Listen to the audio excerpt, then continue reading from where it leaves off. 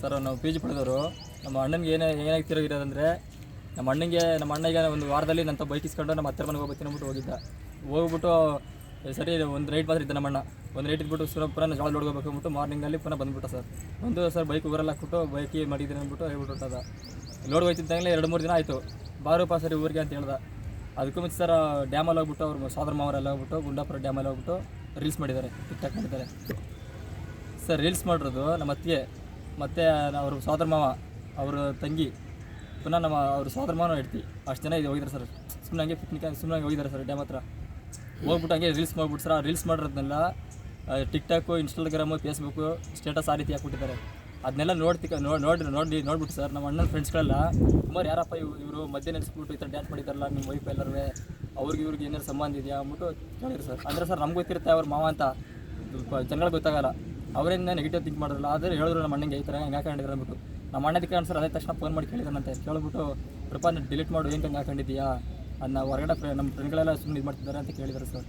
ಅದರಿಂದ ಸರ್ ಕೇಳಿದ್ದಕ್ಕೆ ಯಾಕೆ ನನಗೆ ರೀಲ್ಸ್ ಮಾಡೋಕ್ಕೆ ಅಧಿಕಾರ ಅಲ್ವಾ, ಅಕ್ಕಿಲ್ವ ನನಗೆ, ಹೊರಗಡೆ ಎಲ್ಲ ಹುಡುಗಿರೆಲ್ಲ ರೀಲ್ಸ್ ಮಾಡ್ತಾರೆ, ನಾನು ಮಾಡ್ತೀನಿ, ಹೊಸ ಮೊಬೈಲ್ ತಗೊಳ್ತೀನಿ, ನಾನು ಮಾಡ್ತೀನಿ ಅಂತ ಹೇಳಿದ್ದಾರೆ ಸರ್. ಆಮೇಲೆ ನೀನು ಇವಾಗ ರೀಲ್ಸ್ ಮಾಡ್ತೀಯಾ, ನೆಕ್ಸ್ಟ್ ಇನ್ನೊಂದು ಗಂಡನ ಬೇಕಂತ ಕೇಳಿದೆ ಸರ್ ಅಮ್ಮನ. ನಂಗೆ ಇನ್ನೊಂದು ಗಂಡ ಬೇಕು ಅಂತ ಹೇಳಿದಲ್ಲ. ಆಮೇಲೆ ಬಂದು ಬಾಟ ಮಾಡಮ್ಮ ಅಂತ ಹೇಳಿದ್ದಕ್ಕೆ ಇಲ್ಲ ನಾನು ಬಾಟ ಮಾಡಲ್ಲ ಆ ಥರ ಇದೆಯಲ್ಲ ಸರ್. ಬೇಕಾದ್ರೆ ಎವಿಡೆನ್ಸ್ ಬೇಕಾದ್ರೆ ನಾನು ಪಕ್ಕ ಪ್ರೂಫ್ ಇದೆ ಅಂದರೆ ಸರ್. ಮನವೇ ಬೇಕಾದ್ರೆ ನಮ್ಮ ಹುಡುಗಿ ಬೇಕಾದ್ರೆ ಇನ್ನೊಂದು ಹುಡುಗಿ ಬೇಕಾದ್ರೆ ನೋಡಿ ಮದುವೆ ಮಾಡ್ತೀವಿ. ಆಮೇಲೆ ಅವ್ರ ಮನೆಯವ್ರು ಏನಂದ್ರೆ ನಿಮ್ಗೆ ವಯಸ್ಸಾಗ್ಬಿಟ್ಟಿದೆ ಹಂಗೆ ಹೇಳಿದ್ದಾರೆ.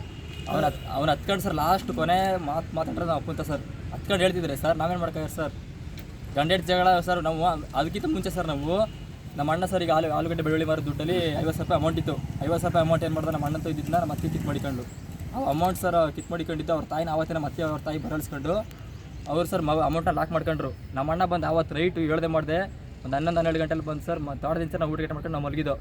ನಮ್ಮ ತಮ್ಮ ನಡ್ತಿ ಸರ್ ಊಟ ಮಾಡ್ಕೊಂಡು ಅವರು ಕೂತಿದ್ರು ಮಾತಾಡ್ಕೊಂಡು ಕೂತಿ ಸರ್. ಇವ್ರಿಗೆ ಫಸ್ಟ್ಗೆ ಹೋಗಿದ್ದಾಳೆ ಸರ್ ನಮ್ಮ ತಮ್ಮ ನಡ್ತಿ. ಹೋದಾಗ ಸರ್ ಕತ್ತಿಗೆ ಬೀರ್ಕೊಂಡಿದ್ದಾರೆ ಹತ್ರ ಸೌಂಡ್ ಬಂತು ಗಟ್ರೆ ಓಡ್ಬೋದು. ನನ್ನ ತಮ್ಮನಿಗೆ ಹೇಳಿದ್ದಾಳೆ ನನ್ನ ನಾದಿನಿ ಸರ್ ಈ ಥರ ಪ್ರಾಬ್ಲಮ್ ಆಗೈತೆ ರೀ ಅಂದ್ಕೊಂಡು. ಅವನ ತಮ್ಮ ಹೋಗಿ ಬ್ಯಾಟ್ರಿದು ಏನಿಲ್ಲ ಸರಿಯಾಗಿ ಓಡಿ ಸರ್ ಮರದಿನ ಕಡೆ ಕಾಲರ್ ಹಿಂದ್ಗಡೆ ಹಿಡ್ಕೊಂಡು ಅವನು ಒಬ್ಬನೇ ಸರ್ ಹೇಳಿದ್ದಾನೆ. ಆಮೇಲೆ ನಮ್ಮನ್ನ ಸರ್ ನಾನು ನಮ್ಮ ಅಪ್ಪ ನಾನು ಮಲಗಿದ್ಬಿಟ್ಟಿದ್ವಲ್ಲ ಎದ್ದೇಳಿಸಿ ಸರ್ ಹೋಗಿ ನಾವು ಮೇಲೆತ್ತಿ ಕಾಪಾಡೋದು ಸರ್ ಅವತ್ತು. ಅದೇ ತಕ್ಷಣ ನಾವು ಯಾನೂರು ಸ್ಟೇಷನ್ಗೆ ಬಂದ್ಬಿಟ್ಟು ಸರ್ ನಾವು ಮುಚ್ಚಳಿಕೆ ಬರಿಸಿದ್ದು. ಯಾಕಂದರೆ ಇವ್ರು ಗಂಡೆಡ್ ಜಗಳಕ್ಕೆ ಏನಾದ್ರು ಪ್ರಾಬ್ಲಮ್ ಆದರೆ ಮುಂದೆ ನಮ್ಮನ್ನು ಕೇಳೋಂಗಿಲ್ಲ ಸರ್. ಮುಚ್ಚಳಿಕೆ ಆಲ್ರೆಡಿ ಬರಿಸಿದ್ದೀವಿ.